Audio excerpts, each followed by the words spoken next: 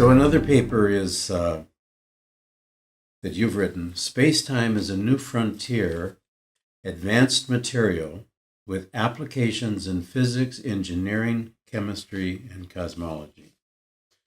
So the starting point of the present work is a theoretical and experimental resolution of one of the most basic fundamental problems of physics, namely the very existence and reality of the ether. So we're kind of on that topic once again. These basic philosophical and scientific insightful results in theoretical physics and cosmology are converted here into a serious attempt at actually realizing an old futuristic dream, namely obtaining free energy from empty space or space-time singularities as thought of by visionaries such as Nikola Tesla and Sir Roger Penrose, with undreamed of possibilities in physics, chemistry, engineering, and cosmology. Our mathematical and experimental verdict, which was announced recently, is that the ether exists and it can be equated to the empty set of pure mathematics. More precisely, the ether may be understood for all mathematical and physical purposes as being identical to the empty set underlying the Penrose fractal tessellation universe, which obeys the Alan Kone corresponding dimensional function of his non-commutative geometry. From this astounding conclusion, it is relatively very easy to conclude from the above that cosmic dark energy is simply the energy stored in the ether empty set, so that the agreement between the theoretical calculation and the numerous accurate cosmological measurements may be taken as an indirect experimental confirmation of this spectacular model for the ether. In fact, the mere fact that Penrose fractal tessellation is a well-known and valid model for quasi-crystals, that is, a real material with five-fold symmetry, as well as for the cosmos at large, is a sufficient fact to reinvigorate an old analogy between photons and phonon. Not only that, but far more importantly, one can look for methods of harnessing the energy of empty space-time using nanotechnology as a scientific fact, not fiction. Yes, I think that was what I was talking about mainly when I was with you in Florida in this remarkable conference. When we did the universe as a golden supercomputer. Yes, exactly. And I must admit here, again, the encouragement which I got indirectly from a very delightful and very nice Nobel laureate, Frank Wilczek. Frank is a very modest man, extremely ingenious, and of course, it's easy for his position to be courageous as well, but he's courageous because he's a Nobel laureate. He is the first person of clout I ever seen coming forward and saying that empty space is something and not nothing. That's what I was saying, but nobody listened to an engineer who is talking about this thing. But when a Nobel laureate, with the authority given to him through this prestigious prize, say it, a lot of people listen.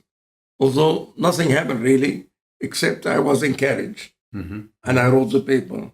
Again, stressing things. Again, I told you about the factor of fear. You are always afraid of opposition. I mean, Newton hid a lot of things he have written because he hated opposition. No, I'm not as neurotic about opposition as Newton. But nobody liked to be called names, Sure. It would be nice if you don't like my ideas to say, well, I have different opinion. The British are very polite, but not everybody is polite as the British. So really, this was putting what I have said before in other papers, but more vigorously encouraged by the fact that Frank Wilczek, together with a very, very talented scientist and communicator. They were discussing that on a video is on the YouTube. Oh, yeah. Yeah, you know. I know. I have a blue shoes and he had a red shoe. Right. And he also, if I may add in, and you'll probably get to this, he recognized the role of the golden mean. Yes. And it is incredible, really, now. You know, injustice is where you congratulate or condemn, where you've done the opposite in another occasion. There must be a precedence. If you say, this great man, I've done this and this, using the golden mean, and then the next judgment, this man have to be hanged because he used the golden mean, there's some gross injustice here. You have either to condemn all the way, or you approve it all the way. So, in any case, for the anion, which is an imaginative invention by Frank Wilczek, he didn't get the Nobel Prize for that, but he got it for the strong force. But it is now official that the easiest way to deal with the anion of Wilczek or Frank is through the Fibonacci model of that. That means the golden mean, and if you follow the topological theory of quantum topological theory of computation, you will find the golden mean coming everywhere. And that's what we have been saying for years and years and years. And I'm not unhappy that other people saying that. I hope just they pull in the right direction, whether they acknowledge that we fought for that or not. But the odd thing is, and you've noticed it as well, they're often very hesitant to use the language that we've used before. Finally, with the anions, these non-abelian anionic models, like the Fibonacci anions, they'll start using the name Fibonacci, and even they'll recognize the language of the golden mean. You pointed this out to me the moment we arrived the other day. Yes. One of the weakness of my personality and the weakness of people inclined like me, that we don't use two tongues. One, when we are talking publicly, and one, we should really, in order not to unwittingly solicit the attack of other people more. You know, you either say the truth or you don't. And I see it in that case. I shouldn't. This is always fading in black, but not black and white. There are gray and dark gray and light gray, silver gray. So, but I tend in such cases to be black and white, which is not very clever politically. But I think on the long run, nothing remains except the truth. Right. Yeah. Absolutely. And we're all, the things that we had decided on at the very beginning, we're after the truth, and we see love at the heart of the entire enterprise. For instance, I really, the first time I met Professor Frank Wilczek, we were on a boat on an occasion where Geratoft invited us. And he is an extremely pleasant person, and I wanted to invite him quickly to Saudi Arabia and get him there. He got the Faisal Prize for Science. Yeah. So he was in Saudi Arabia, but I already have left Saudi Arabia.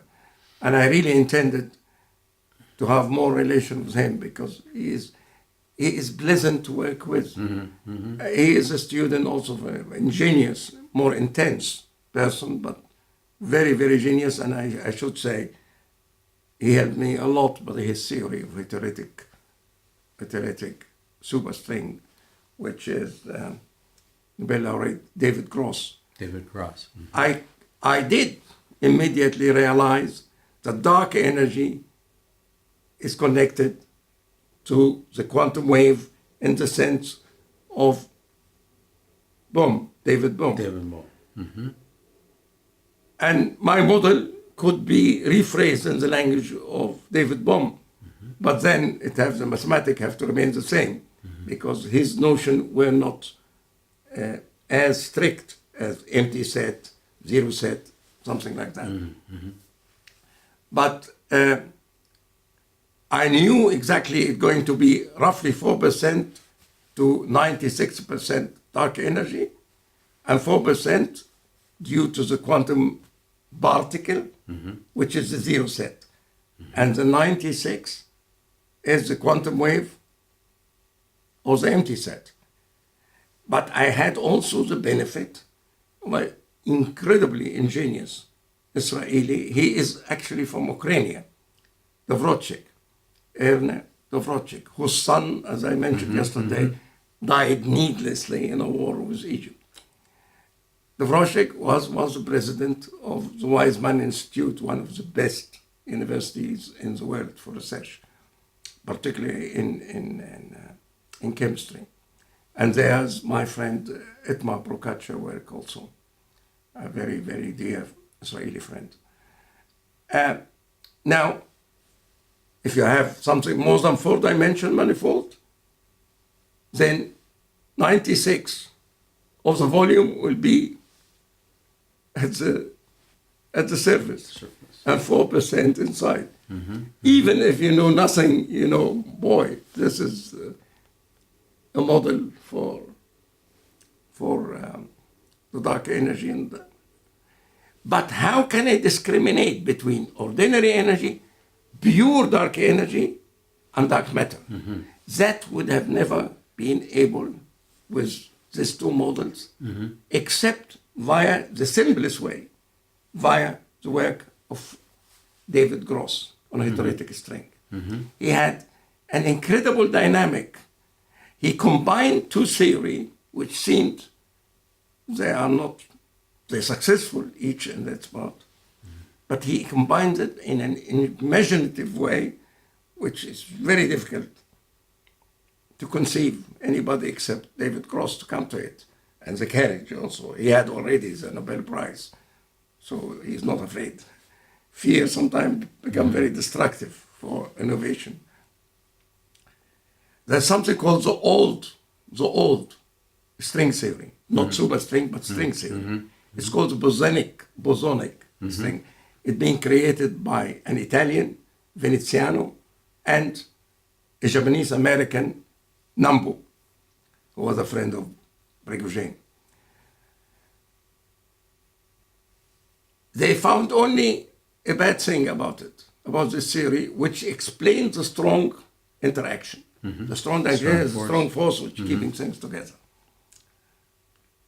It needs to admit that space-time dimension is 26. We know only that there are 4 because of Einstein. We feel 3. We accept time to be an additional, but 26, where the hell this come?